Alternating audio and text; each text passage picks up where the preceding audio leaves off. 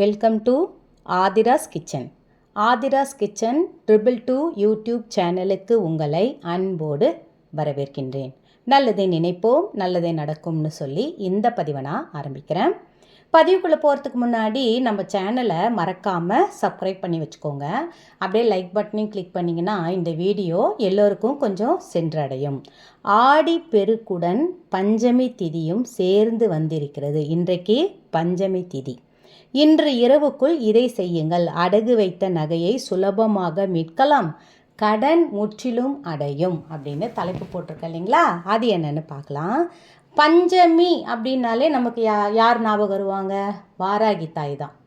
நிறைய பேர் இப்போ வாராகி தாயை நான் விளக்கில் அந்த தீப சுடரில் நான் பார்க்குறேன், அடுத்த நிமிஷம் இந்த வாராகி தாயை நான் வணங்கிட்டனால எனக்கு ரொம்ப மேல்நிலை செல்லுது.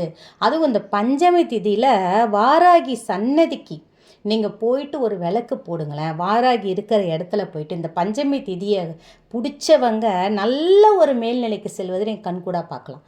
பக்கத்தில் எங்கள் வீட்டுக்கிட்ட வாராகி சன்னதி இல்லைம்மா அப்படின்றவங்க இந்த விஷயத்தை வீட்டில் செய்யுங்க.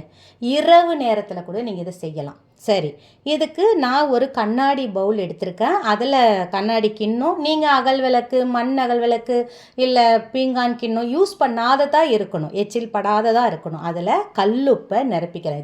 இது செய்யும் பொழுதே வாராகி தாயே போற்றி, வாராகி தாயே போற்றி, வாராகி தாயே துணை, எனக்கு இந்த கடன் என்ன கழுத்தை நெரிக்குது, கடன்காரவங்க தொந்தரவு என்னால் தாங்க முடியல, இதிலிருந்து எனக்கு விமோசனம் கொடு தாயே அப்படின்னு சொல்லி வேண்டிக்கோங்க. இதை நான் பூஜை அறையிலே உட்காந்து நீங்கள் செய்யுங்க. இதை நான் வீடியோவில் காமிச்சிருக்கிறதெல்லாம் எடுத்துகிட்டு போய் பக்கத்தில் வச்சுக்கோங்க, உட்காந்துக்கோங்க மனசார. இதுக்கு அந்த பிரிஞ்சி இலைன்னு சொல்லுவோம் இல்லைங்களா, அந்த இலையை நீங்கள் இதுக்கு முக்கியமாக தேவை. இந்த பிரிஞ்சி இலையில் நம்ம என்ன எழுதுனாலுங்க அது நல்ல ஒரு அபிவிருத்தியை, நல்ல ஒரு பாசிட்டிவ் வைப்ரேஷன் நமக்கு அந்த இடத்துல காமிக்கும். இப்போ நான் நகையை மீட்க வேண்டும் அப்படின்னு எழுதியிருக்கிறேன். நகையை தான் அடகு வச்ச நகை. இப்போல்லாம் நினைக்கிறவங்க என்ன தெரியுமா நினைக்கிறோம், நம்மளால் வாங்க முடியல. ஏன்னா என்றைக்கு 1,20,000, 1,10,000, 1,00,000 அப்படியே ஒரு அளவுக்கு அந்த ரேஞ்சிலே நிற்கிது இப்போ ஒரு பவுனு.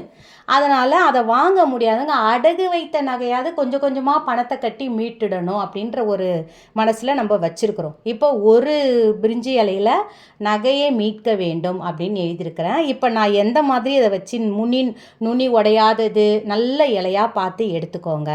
அடுத்தது என்ன ஒரு சிம்பிள் போடணுன்னா, முக்கியமாக இந்த சிம்பிள் இதை நம்ம எழுத இந்த சிம்பிளை நம்ம எழுத நம்ம வீட்டில் ஐஸ்வர்யம் பெருகும். இது ஸ்வஸ்திக் சின்னம். இந்த ஸ்வஸ்திக் சின்னத்தை நீங்கள் வரையும் பொழுது ஸ்ரீம் என்ற வார்த்தை, ஏன்னா மகாலட்சுமியும் அந்த இடத்துல வேணும், வாராகி தாயும் பஞ்சமிக்கு தீபம் போடுறவங்களை நல்லா கவனித்து பாருங்கள். நல்ல வசதி வாய்ப்போடு நல்லாவே இருப்பாங்க, கடனே இருக்காது அவங்களுக்கு. இதில் அடுத்தது என்ன போட்டிருக்கேன்னா பஞ்சமி. அடுத்தது இதில் ஸ்ரீம் என்ற வார்த்தை எழுதுகிறேன். முதல்ல எழுதுனது நகையை மீட்க வேண்டும். அடுத்தது பார்த்திங்கன்னா ஸ்வஸ்திக் சின்னம். அடுத்தது பார்த்திங்கன்னா ஸ்ரீம் என்ற சின்னம். ஸ்ரீம் என்ற வார்த்தை, அந்த ஸ்ரீம் என்ற வார்த்தை நீங்கள் சும்மா சமைக்கும் போது கூட, குளிக்கும் பொழுது கூட சும்மா சொல்லிக்கிட்டே இருங்களேன். உங்கள் கையில் பணம் பெருகுவதை கண்கூடாக பார்க்கலாம். நான் கல்லுப்பை எதுக்கு கையில் எடுத்து காமிக்கிறேன்னு வச்சுக்கோங்களேன். கரண்டியாலெல்லாம் ஃபில் பண்ணாதீங்க. எப்பவுமே கையில் படட்டும் அந்த கல்லுப்பு எடுத்து நீங்கள் அதை ஃபில் பண்ணுங்கள். அடுத்தது அது மேலே இந்த இலையை வச்சிடுறோம். இன்னொரு இலை எடுத்து அதில் பஞ்சமின்னு எழுதணும். இப்போ நான் அதையும் உங்களுக்கு எழுதி காட்டுற வீடியோவில்.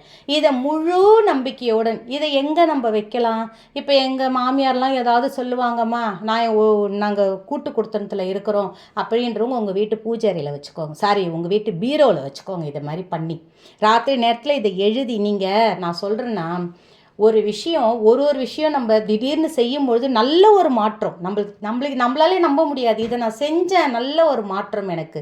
உடனே என்ன பண்ணுங்க, அந்த வாராகி தாயிட்ட வேண்டிக்கோங்க. மஞ்சள் மாலை கட்டின்னு உனக்கு போடுறேன் தாயே, என் கடன் அடைஞ்சிடணும், என் நகை மீட்டு என்கிட்ட வந்துடணும் அப்படின்ற ஒரு வேண்டுதலை வச்சுட்டு, அடுத்தது என்னன்னு பார்த்தீங்கன்னா மங்களகரமான பொருள் இது. இந்த விரலி மஞ்சள்னு, கொம்பு மஞ்சள்னு சொல்லுவாங்க, விரலி மஞ்சள்னு சொல்லுவாங்க. இதை தான் நம்ம மாலையாக கட்டிக்கிட்டு போயிட்டு அந்த வாராகி தாய் காய்க்கு போட்டுட்டு விளக்கேற்றுவாங்க. அது கூட ₹1 நாணயம். ஏன்னா எப்போவுமே எந்த ஒரு விஷயத்துலையுமே சொல்லுவாங்க இல்லைங்களா, நகை பொண்ணு பணம் வைக்கிற இடத்துல நகை வைக்கிற இடத்துல பணத்தை வச்சு அந்த இடத்துல பணம் நான் வச்சிடுறேன் அப்படின்வாங்க இல்லையா, அந்த மாதிரி தங்கத்துக்கு பதில் நீங்கள் உங்ககிட்ட தங்க கம்மலோ மூக்குத்தியோ ஏதோ இருந்தால் கூட அந்த பணத்துக்கு பதில் அதை வைக்கலாம். ஆனால் ₹1 நாணயம் என்பது 1 கோடியாக பெருக்கக்கூடிய அந்த ஒரு அந்த இடத்த அந்த பாசிட்டிவாக ஆக்கும்.